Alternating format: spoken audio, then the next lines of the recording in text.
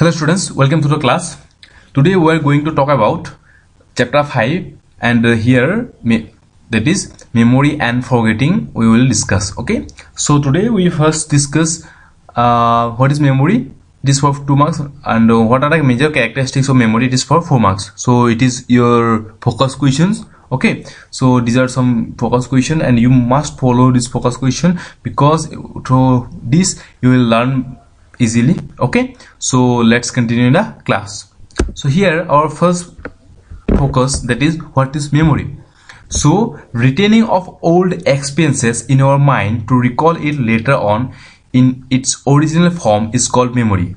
So memory is just nothing but retain our old experiences in our mind and recall it whenever it is necessary in its original form is called memory. Okay, when we actually experience something and those experiences we will recall on its original form, we can say it is memory. Okay, so here another point, it is memory is our ability to encode, store, retain and subsequently recall information and past experiences in the human brain. So memory is the ability to encode, store, retain and subsequently recall information. Okay, encode, store, retain and subsequently recall information and past experiences in the human brain, it is memory.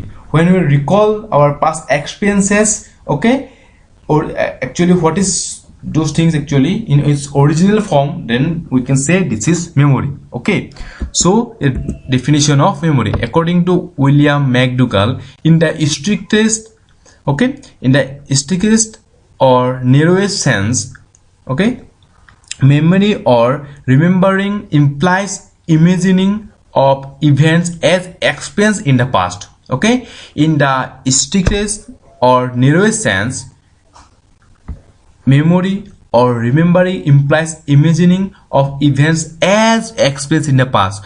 So memory is nothing but those things which are we experience in the past and imply whenever it necessary in its original forms, either that is a event of our past. Okay, so this is memory. So here the major characteristics of memory. So here our first characteristic is, in memory we retrieve our old experiences in our first conscious mind. Okay, in memory we retrieve our old experiences in our present conscious mind. So those past things, okay, when we retrieve those past things in our present conscious mind, it is memory. Okay, next point, it is retention is the most important factor of memory.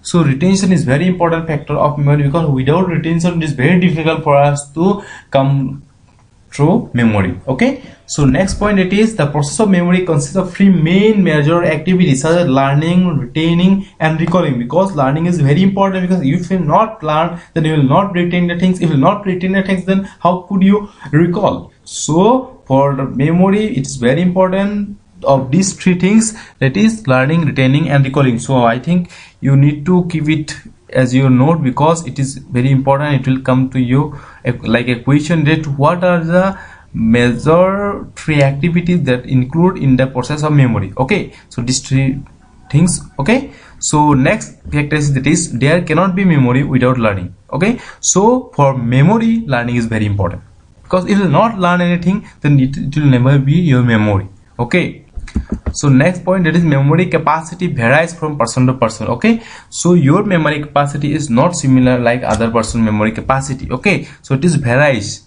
Okay, it varies from person to person. Okay, it is not actually similar with others. Okay, so memory capacity of memory is varies from person to person. Okay, next, that is our conscious mind plays a very important role in memory. So actually mind has 3 types. First one is conscious, second one is subconscious and third one is unconscious. So conscious means where we can retain anything and easily we can recall without having any problem. Okay, just assume when you anything goes to the or actually move towards conscious mind, you can retain those things easily, and whenever you want you can recall those things because you are too conscious. Conscious means active participation of your mind, actively engagement of your mind. So because your mind is conscious, you will learn anything and you can reply anything easily. Okay, so unconscious means where there is nothing. You're not conscious, you're not actively engaged with anything, you're not ready to recall or anything, because of unconscious minds you will not reply whenever you want. Okay, so subconscious minds is the things are hidden in your mind, but due to some situation those things are not, and actually someone is not able to recall the things because those are inherent in your mind. So due to some situation, slowly it will actually come to your mind. Okay, so sometimes when someone asks you what is your name, you immediately reply that my name is Amu, because you have the idea. This is in your conscious mind. Okay, but whenever someone asks you about class 5's question, that do you have any idea about the process of gravity, or like that, any question actually for your class 5 and 6, those are actually already in you, but due to some situation those are you're not able to recall those things. Okay, but some slowly based on some recognition you will reply. But some things like one accident you have done in actually happened with you in after your 2 or 3 years. Okay, when you are actually 2 or 3 years, those accidents will not, no one can actually memorize those things, so those are unconscious. So okay, these are 3 types of mind. Okay, so last one is memory is higher order mental process. So memory is very higher order mental process because you have to follow some steps here, and those steps provide you to proceed with perfect memory process. Okay, so memory is very higher order mental process. Okay, so these are some characteristics and these are very important for you. So students, if you face any doubt with these memories and anything, you can ask me without having any hesitation. So till then, thank you, bye bye.